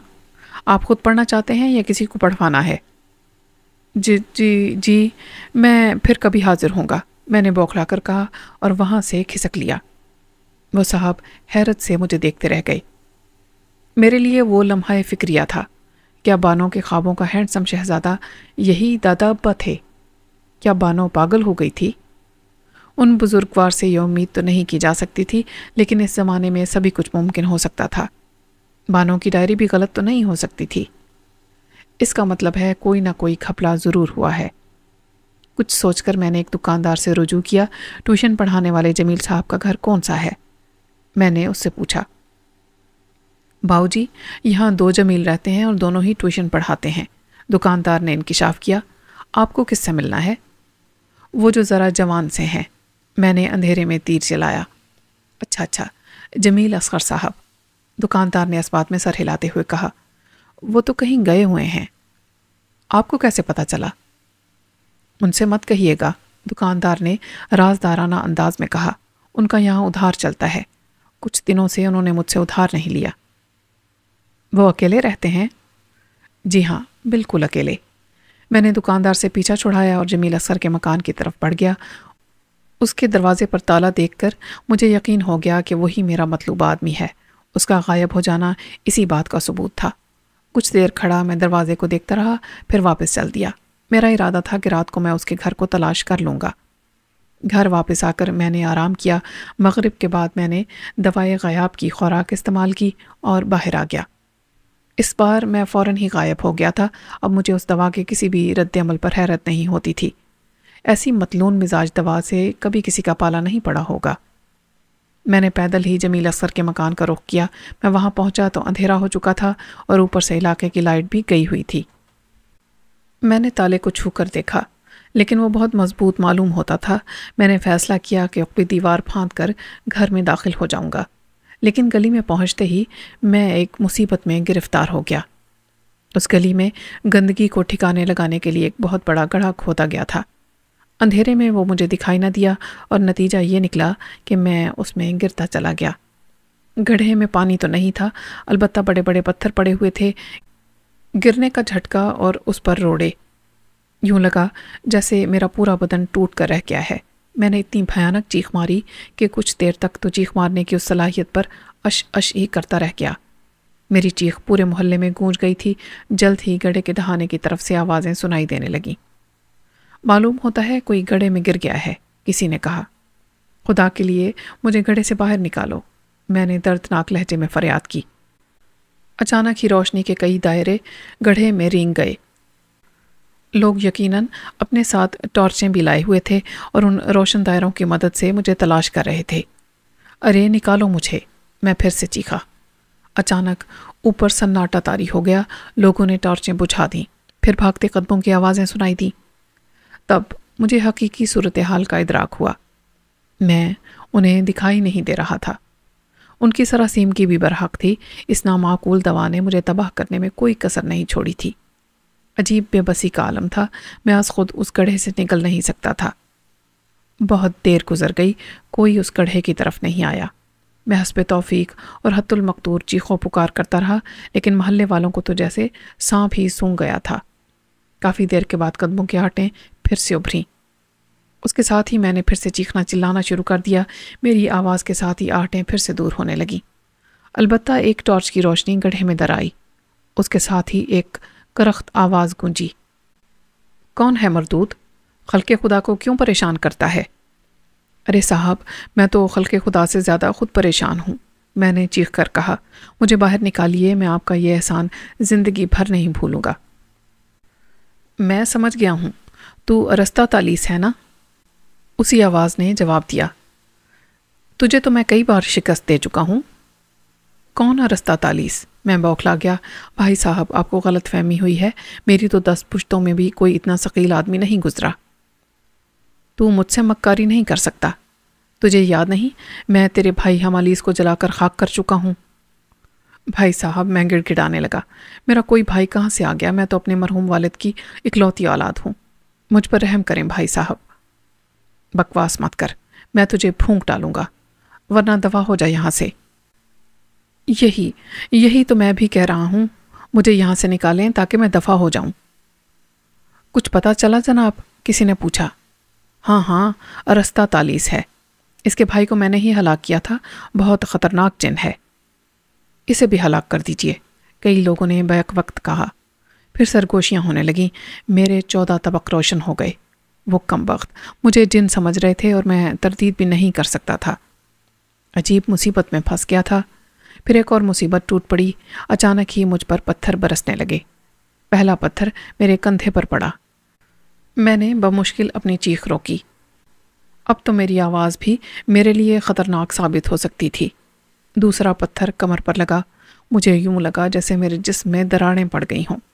پتھر کے ساتھ ساتھ وہ شخص کچھ عجیب الفاظ بھی بول رہا تھا۔ شاید وہ کوئی عامل تھا اور مجھ سے نمٹنے کے لیے وظیفہ پڑھ رہا تھا۔ میں دم سادھے گھڑے کی ایک دیوار سے چپکا کھڑا رہا۔ بول، موجود ہے یا چلا گیا؟ عامل نے دھاڑتے ہوئے کہا۔ میں خاموش رہا۔ میں نے تو سانس تک روک لی تھی۔ ایسا لگتا ہے بھاگ گیا، کسی نے تبصرہ کیا۔ اجی میں تو بڑوں کو دیکھ چکا ہوں۔ کیا بات ہے آپ کی حضرت، آپ کے سامنے بھلا کون ٹھہرے گا؟ کسی نے عامل صاحب کو مکھن رسید کیا۔ اب بہتر یہی ہے کہ اس گھڑے کو بھروا دیا جائے، کسی نے مشورہ دیا۔ میرے رونگٹے کھڑے ہو گئے۔ زندہ درگور ہونے کا تصور ہی میرے لیے بھیانک تھا، لیکن خدا کا شکر ہے کہ وہاں پر کچھ لوگ اختلاف کرنے والے بھی موجود تھے۔ بہرحال سب اس پر متفق ہو گئے کہ یہ کام صبح میں کیا جائے گا۔ پھر وہ سب چلے گئے۔ ان کے جاتے ہی میری جان میں جان آ گئی۔ میں نے گڑھے سے نکلنے کی بے سود کوشش شروع کر دی۔ گڑھا کافی گہرا تھا اور اس کی دیواروں پر پلاسٹر بھی کیا جا چکا تھا، لہٰذا قدم جمانے کا تو سوال ہی پیدا نہیں ہوتا تھا۔ مہلت صرف رات بھر کی تھی اور غائب حالت میں کوئی بھی میری مدد نہیں کر سکتا تھا۔ میں نے دل ہی دل میں بانوں کو برا بھلا کہنا شروع کر دیا۔ وہ رات میری زندگی کی سب سے خوفناک رات تھی۔ ہر طرف سناٹا تھا، ہر طرف تاریکی تھی۔ سامعین، اسی کے ساتھ اختتام کرتے ہیں آج کی قسط کا۔ امید ہے آپ کو پسند آ رہی ہوگی۔ اپنی رائے کا اظہار اپنے کمنٹس میں ضرور دیجیے گا، مجھے انتظار رہے گا۔ ملتے ہیں نئی قسط کے ساتھ، تب تک کے لیے اللہ حافظ۔